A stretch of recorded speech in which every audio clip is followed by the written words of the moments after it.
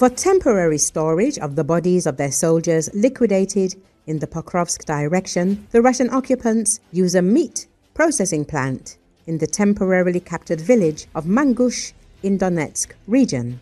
This was reported by the guerrilla movement Atesh, with reference to their agents among the Russian soldiers.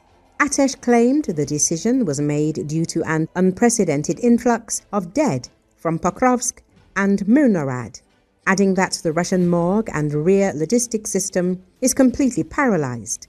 This fact confirms the huge losses of the enemy, who are hiding them, and their complete inability to cope with the situation. Atesh wrote, "The regime is neglecting the bodies of its soldiers, using them as expendable material."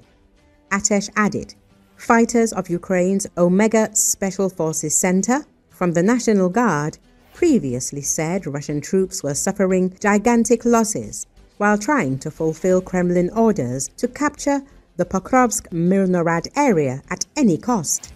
Almost all of them were eliminated by drones, the National Guard said, adding that Russian forces are assaulting Ukrainian positions simply with meat, without any tactics or strategy. When you see the enemy's advancement on the maps, know what price the occupier pays for every square meter of Ukrainian land, the National Guard added, tacitly acknowledging Russian advances while emphasizing the heavy losses Moscow has incurred. Russian troops have infiltrated nearly all districts of Pokrovsk using small infantry groups, according to Gus, commander of the Shershni Dovbusha unmanned systems platoon from Ukraine's 68th Separate Brigade. He said Ukrainian forces are countering them with first-person view drones, drop munitions and artillery. However, Gus said no part of Pokrovsk is under stable Russian control, describing the city as a grey area.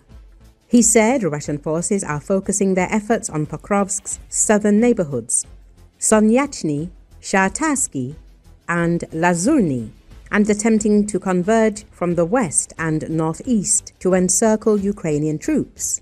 Despite intense pressure, he noted that Russian units remain very far from achieving their goal.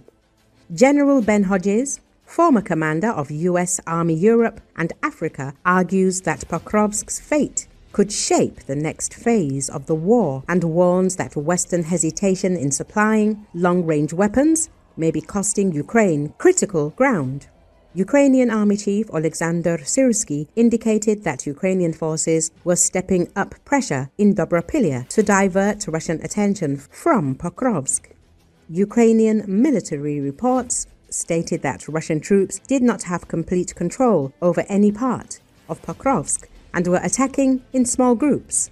Pokrovsk had a pre-war population of around 60,000, but most civilians had left. Capturing it would benefit Russia by allowing further advances towards Kramatorsk and Sloviansk. If taken, it would represent a significant Russian success since the fall of Avdiivka earlier in the year. Elsewhere, Russian forces reported heavy strikes on Ukrainian military targets, including an airfield and repair facilities, while also claiming progress near Kupiansk, where they faced resistance from Ukrainian troops.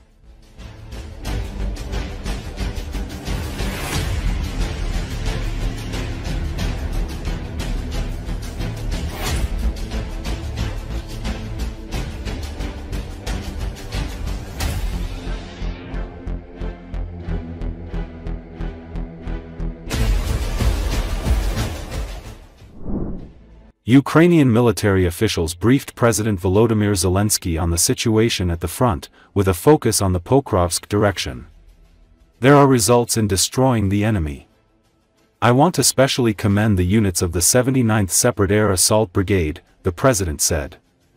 He also thanked the Special Operations Forces, the Special Forces of the Military Law Enforcement Service, the National Police, the Security Service of Ukraine, and the intelligence for effective actions in both the Pokrovsk and Kupiansk areas.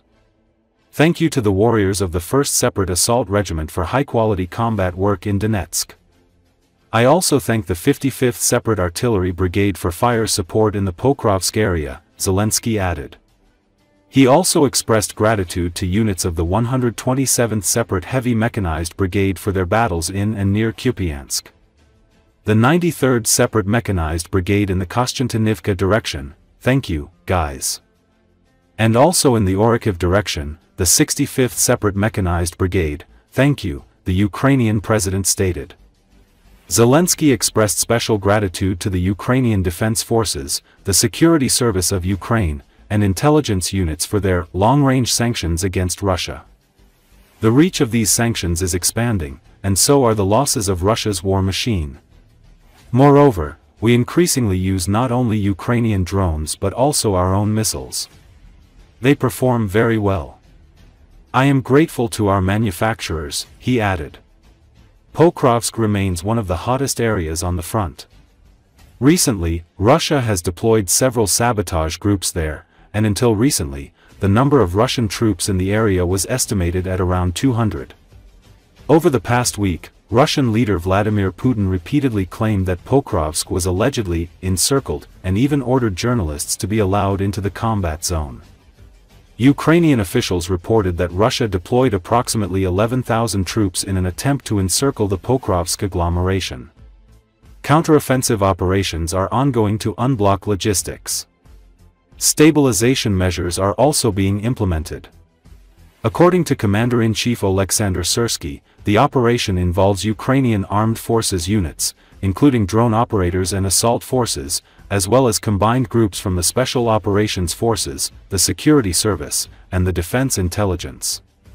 Syrsky said he visited the front lines again and worked with corps and military units in the Pokrovsk direction, currently one of the most challenging areas. He received reports from local commanders on the situation and operational needs. In the Pokrovsk-Myrnohrad agglomeration, our troops are holding back the pressure of a multi-thousand-strong enemy force, which continues attempts to infiltrate residential areas and cut our supply routes. However, there is no encirclement or blockade of the cities. We are doing everything to maintain logistics, he said. A comprehensive operation is underway to destroy and push Russian forces out of Pokrovsk. Various units are involved, including Ukraine's defense intelligence. The main burden falls on the shoulders of armed forces units, including UAV operators and assault troops. In addition, by my order, combined groups from the Special Operations Forces, Military Police, Security Service of Ukraine, and other defense forces units, including Ukraine's defense intelligence, are operating in the city, Syrsky said. He emphasized that Russian forces in Pokrovsk are paying the highest price to achieve Putin's goal of occupying Ukraine's Donbass region.